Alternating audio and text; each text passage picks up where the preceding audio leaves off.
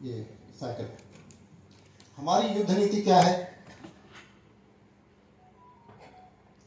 हमारी युद्ध परंपरा, देवासुर संग्राम क्या था? और उस युद्ध में से क्या निकलता है?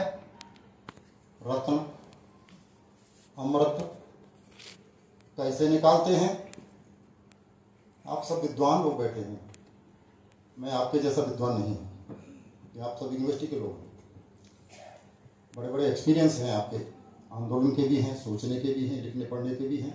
मेरी 16 पुस्तकें हो गई हैं और ये मैं 10 साल से ये आरक्षण के लिए जुड़ा हूं। मैं तो 10 पुस्तकें मेरी और मतलब कम हो गई। तो जो भी है डेस्टिनी है।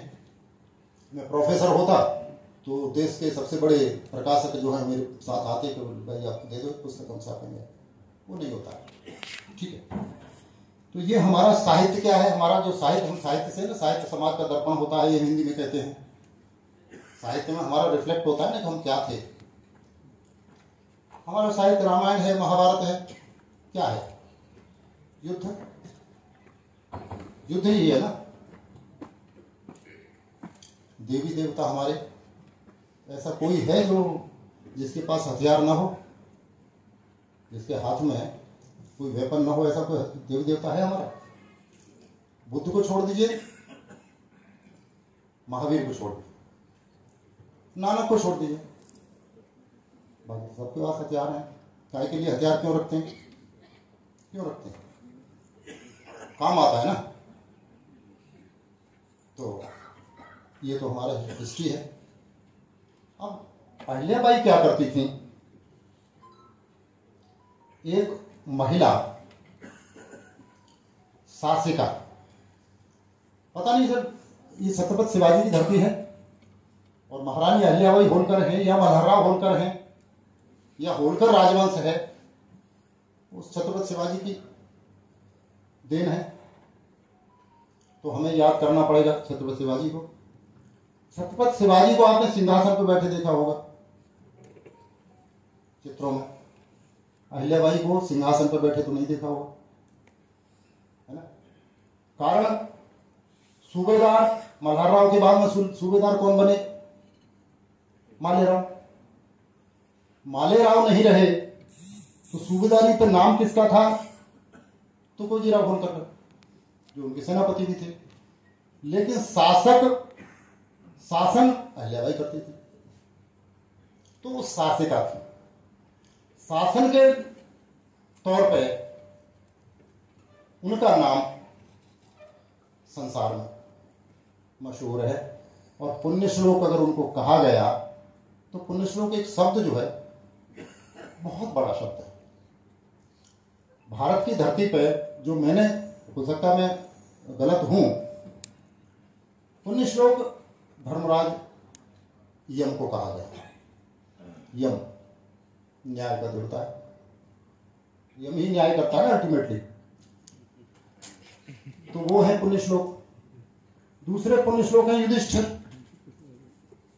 उनको पद मिला है। तीसरा अहिल्याबाई होलकर। ये मेरी जानकारी है, हो सकता है आप विद्यार्थी हैं, आप इतिहास पढ़ते होंगे, संस्कृति पढ़ते होंगे, समाजशास्त्र पढ़ते होंगे।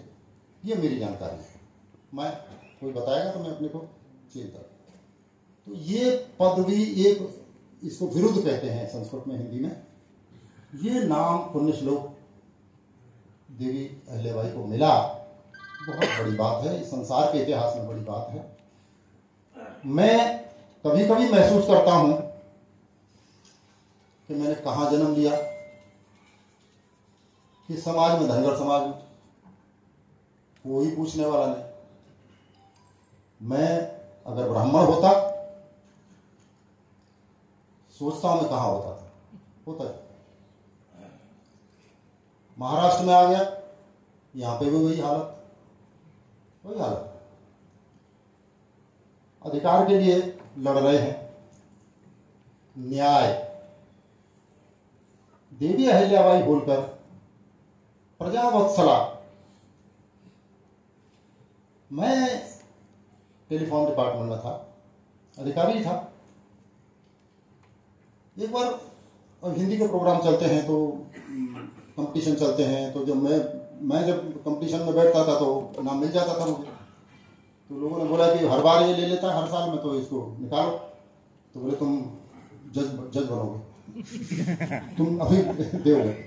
तो मैं लेख प्रतियोगिता होती थी तो उसमें एक बार मैं पढ़ रहा था, सब्जेक्ट कुछ और था, लेकिन एक ऑपरेटर, महिला ऑपरेटर, नाम शीला दुबे, में आज भी उसका नाम याद है, रहने वाली इंदौर की, मुंबई में सर्विस करती थी, ऑपरेटर थी। उसका लेख जब मैं पढ़ रहा था, अहिल्याबाई का जिक्र उसने किया था, इंदौर की लड़की, और वो उसका लेख पढ़ के मेरा दिल जो है ऐसा भर गया कि आंसू आने लगे। आज इस 20वीं 21वीं शताब्दी में और उस समय की रानी का प्रभाव वहां की जनता पर है, कैसा सोचती है वो, तो वो प्रताप अहिल्या देवी का, उसको सुनकर, पढ़कर, देखकर गर्व होता है कि मैं इस समाज में पैदा हुआ हूं, वो गर्व भी होता है। लेकिन स्थिति क्या है? न्याय के लिए प्रसिद्ध थी, हमको न्याय नहीं मिल रहा। वो राजगद्दी बनी बैठी, और राजा बनने के लिए तो युद्ध ही करना पड़ता है। वो जमाने में बिना युद्ध के राजा बनता था कोई? मल्हार राव अगर योद्धा न होते तो सूबेदारी मिलती क्या? नहीं मिलती। वो महिला, एक तो महिला, विधवा और शासिका, कितनी कंट्रोवर्सी। उनके पहले का देख लो, जितना भी इतिहास देख लें, कोई महिला शासक नहीं बनी। आप कोई दुर्गावती का नाम लेंगे, आदिवासी थी, गौड़ थी। मैंने हिंदू धर्म में, हमारी संस्कृति में महिलाओं का अधिकार है क्या? पढ़िए ना, बहुत सारी महिलाएं बोलती हैं, अरे यत्र नारस्त पूज्यन्ते, कभी 2 दिन पहले कुछ दिवस हुआ, कहा? मैंने तो पूरी 10 पेज की कविता लिखी, पढ़ ले, कोई बता दे मुझे। महिलाओं को अधिकार हमारे संस्कृति में, हमारे देश में आज भी नहीं। ये परंपरा कहीं से शुरू होती है। वो महिला जब शासिका बनती है तो क्या लोग रहने देंगे? मुसलमानों ने एक बनी थी शासिका, क्या था नाम? रजिया सुल्तान। अब देखिए, एक बड़ी विचित्र बात है, थोड़ा लाइन है। रजिया लड़की जब थी तो प्रजा के अंदर, पता नहीं कैसे, वो मैंने पढ़ा है कि वो प्रजा के अंदर पॉपुलर थी दिल्ली में। जब ये तुर्क, सबसे ज्यादा खतरनाक तुर्क माने जाते हैं ना देश में, पहले तुर्क आए और उन्होंने जो अत्याचार किए उनका नाम लिया जाता है। अगर मुसलमान के बारे में कोई गलत बोलता है तो पहले तुर्क बोलते हैं, उसको गाली देना है, मुगल नहीं बोलते। अभी तो मुगल का नाम ज्यादा लेते हैं, तो मुगल ज्यादा पॉपुलर हो गए, तो तुर्क बदमाश के लिए, मतलब बहुत ज्यादा अत्याचार करने वाला तुर्क। अब वो तुर्क थे जो गुलाम राजा थे, वो लड़कों के जैसा व्यवहार था, लड़ती थी, सब शासन करना आता था।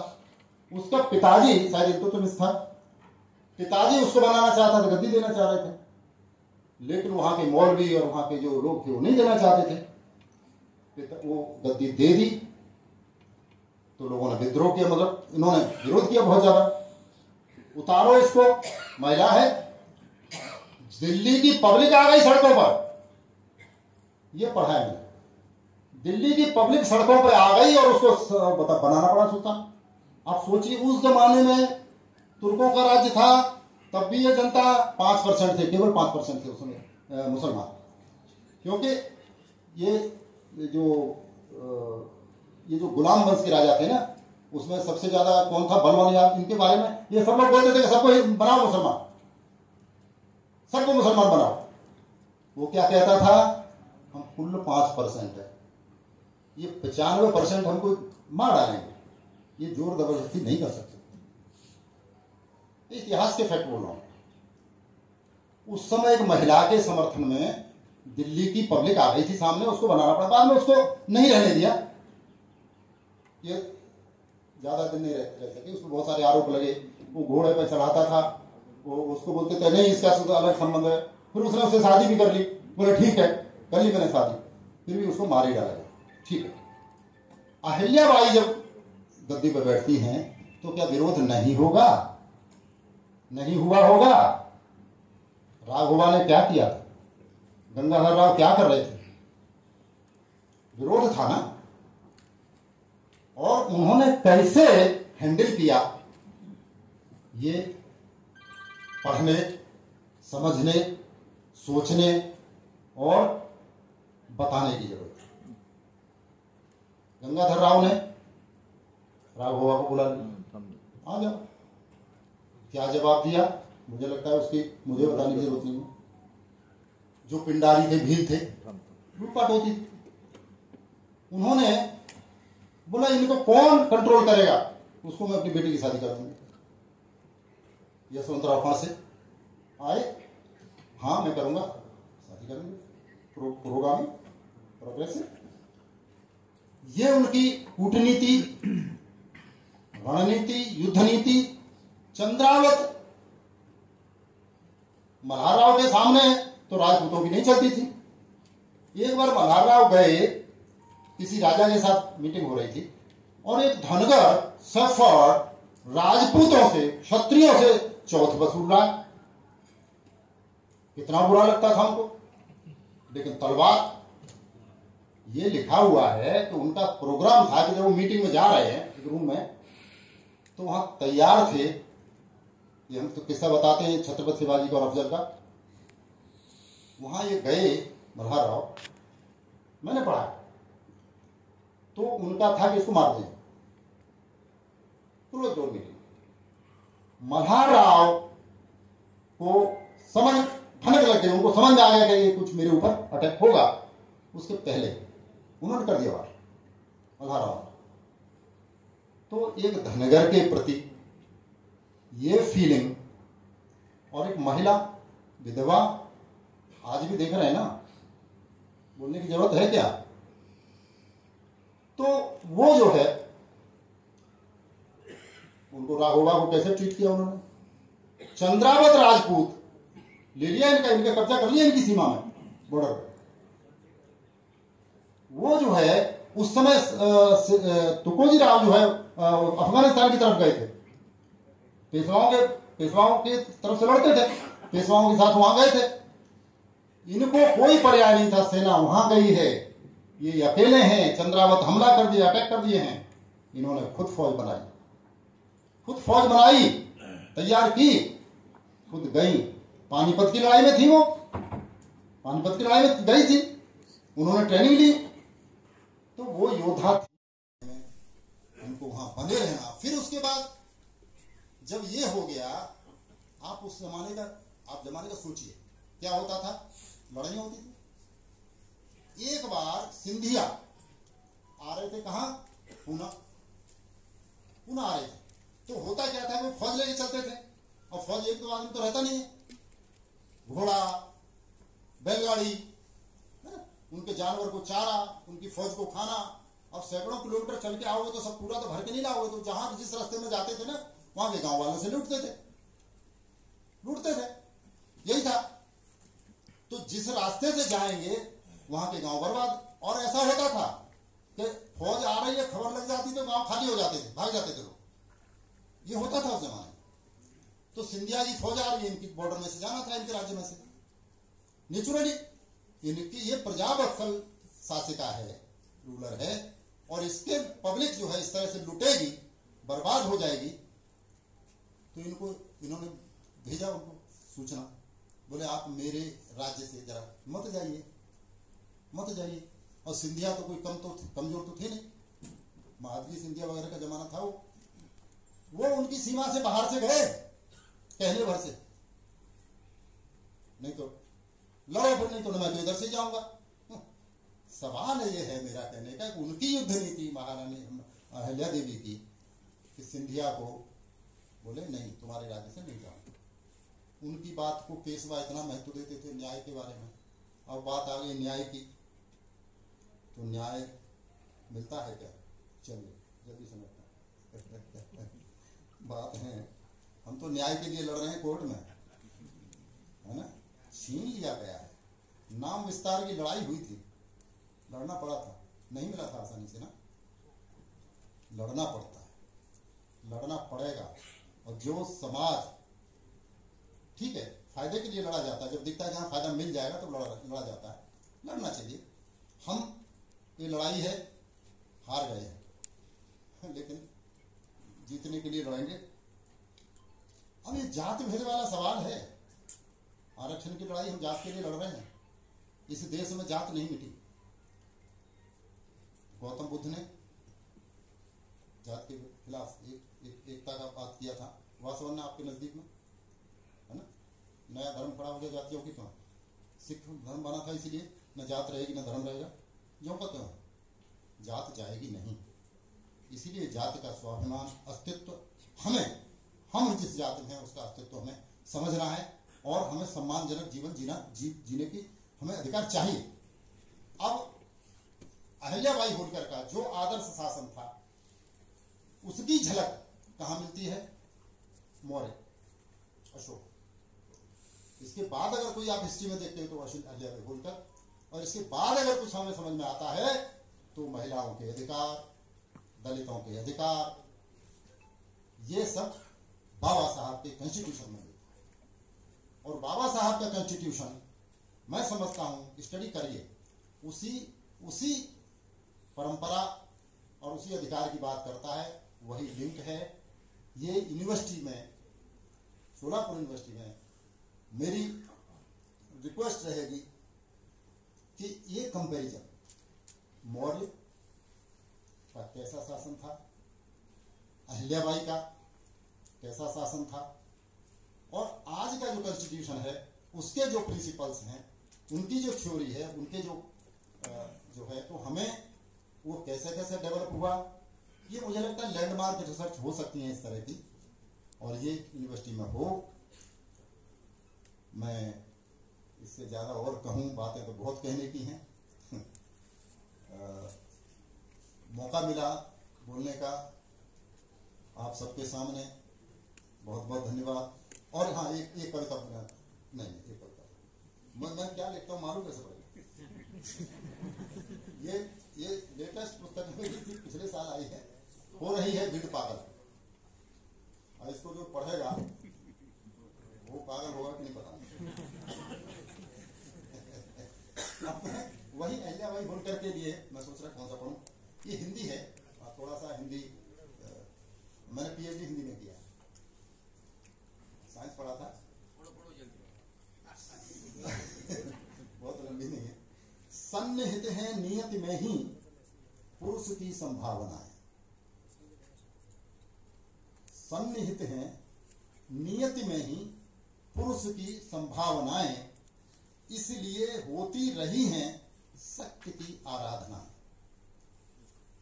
शिव की शक्ति, कृष्ण की शक्ति, किसी की राधा है, किसी की दुर्गा है, किसी की पार्वती है, शक्ति है ना, राम की शक्ति सीता है, ये इंडिकेशन। चाह में अमरावती हो, अमरावती इंद्र की नगरी, ये हमारी नहीं। चाह में अमरावती हो या कि विराट, या कि विराट शिव की शाक्त ही क्या है, सभी की शक्ति की ही प्रार्थना है। शाक्त एक पंथ है, वो शक्ति की प्रार्थना करता है।